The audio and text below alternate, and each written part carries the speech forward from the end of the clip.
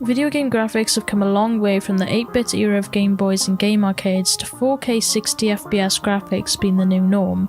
But why are graphics so important? What makes the graphics of a game good? Why do I even care, and why am I even talking about it? Well, because it's my video, now shut up and enjoy.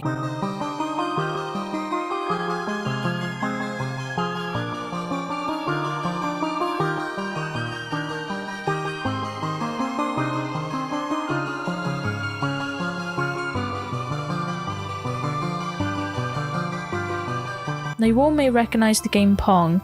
I used to play it all the time on the family Atari, and no, I'm not that old, I just have an older sister who's an 80s baby, okay? It's a simple table tennis style game that really has nothing to it. The graphics are super simple.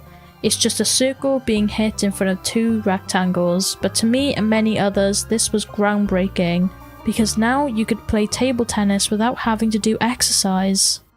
After this, we saw the creation of gaming consoles such as the Atari 5200 that featured games such as Space Invaders, Berserk, and Miss Pac-Man. This was known as the first/second era of video games. This era came about all thanks to the Fairchild Channel F, shortened to Channel Fun, and it was a ROM cartridge. Intel also created the 4004 microprocessor, which allowed gaming consoles to not only have boosted graphics because consoles now handle more, but they also had a ROM drive to allow consumers to buy games separate from the console. The graphics from these consoles weren't all that impressive. There wasn't any shading, so everything was just flat, and the colours weren't too strange or out there. The colours for these games were bright, but the consoles at the time didn't have the capability to handle such vast colours and shading that we see in the modern era. The colours that these consoles could handle were usually between 8 and 16 colours, with some consoles going higher, like the Atari 5200 that allowed for 256 different colours to be used. After this, we saw an upgrade in graphics, notably the 16-bit era of video games on consoles such as the Sega Mega Drive. A game I remember on the Sega Mega Drive was of course Sonic the Hedgehog. This silly blue ball would keep me entertained for hours on end, and the graphics were yet again amazing for the time. A more detailed game where you could make out the face of Sonic and Dr. Robotnik was revolutionary, and there was now shading in these games which gave the illusion that these games were more sort of 3D and lifelike rather than 2D like in the previous generation. The most notable game during this era was Doom, which revolutionized video games as we see them today. While other games were either bird's eye view or side scrollers, Doom used 2D graphics to make a game look 3D, and it was a landmark in creating first-person games. Thanks to Mode 7, a technique by Nintendo when creating their racing games, it enabled game designers to create 3D imagery by manipulating 2D objects, and so we saw more 3D-like models. It was also known as 2.5D or billboarding.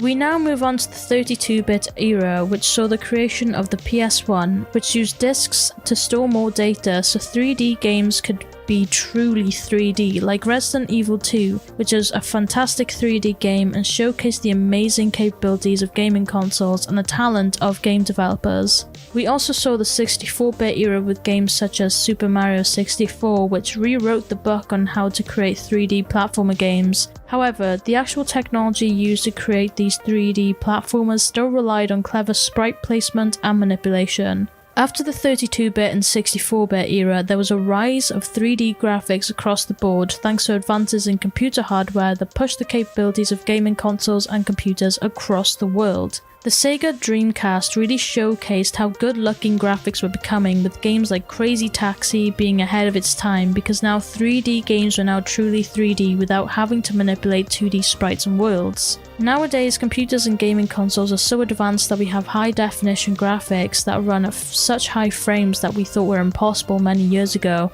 With the rise in VR and the needs of 4K 60fps, here the problems can arise with the constant upgrading of graphics capabilities. But why do we need good graphics anyway? Well, it actually all depends on the game really. If you grab a game like Faith, the Unholy Trinity, it's in that old pixelated style, but does that mean the graphics aren't good? No it doesn't. The purpose of that game was to have that nostalgic feel of the games back in the day, and it does a really good job in reflecting that. Another game is Minecraft. We still wouldn't say the graphics of that game are bad because the whole purpose of it is to be a simple 3D block game where you mine blocks and kill mobs. But now look at some AAA games that have pretty poor graphics, one of them being Grand Theft Auto 5. Yes, now before you kill me, hear me out. The graphics fidelity of that game is not that good and the aesthetics are a bit of a letdown. Of course it has its moments where it looks great, but the shading especially can be a bit janky and textures just look odd for some buildings. The game was released back in 2013, I will give it that, but compare it to the graphics of a game such as BioShock Infinite, which has much better graphics and was released around the same time, and even Red Dead Redemption, which was released back in 2010, has the same quality of graphics or even slightly better than GTA 5. Now graphics are more than just snazzy lighting, bloom effects and motion blur. They're also the aesthetics and design choices concerning characters and environments that you encounter. My favourite game for environments has to be Skyrim. Now the actual graphics for this game are pretty plain unless you get graphics mods and slap them onto the game to make it look a bit more polished, but the environment of the game is so rich and vast. It is designed to allow you to explore almost endlessly, and if there's a quest in the main city you need to do, there's still things to do in a random cave somewhere that you can interact with, and it's all a part of the immersive storytelling of the game.